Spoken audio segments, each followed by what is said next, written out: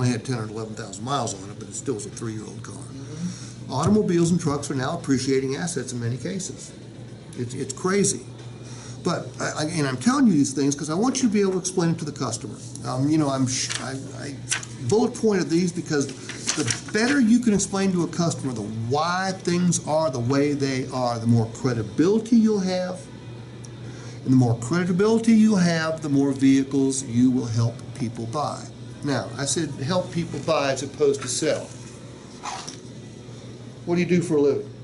I'm a sales and lease professional. Okay, that's bullshit. Okay. We help people buy. There you go. What do you do? I help people buy cars. Now, some people say, well, that's just word salad right there. Because well, yeah. But let me ask you this: do people like to be sold? No, they don't like hearing those words. Well, what do they love to do? Buy. They love to buy. I'd let a customer know at meet and greet that I'm not going to sell you a doggone thing today. What I'd love to do is help you buy a car. Will you let me do that for you? And watch how the customer's state changes.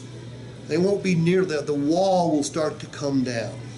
Because if, in fact, I perceive you as someone trying to help me buy, I'm way more likely to end up taking delivery of a car or a truck here. True or false? Yeah, true. Don't let them know. And by the way, I picked that up from a really good salesman in St. Louis about 5 or 6 years ago.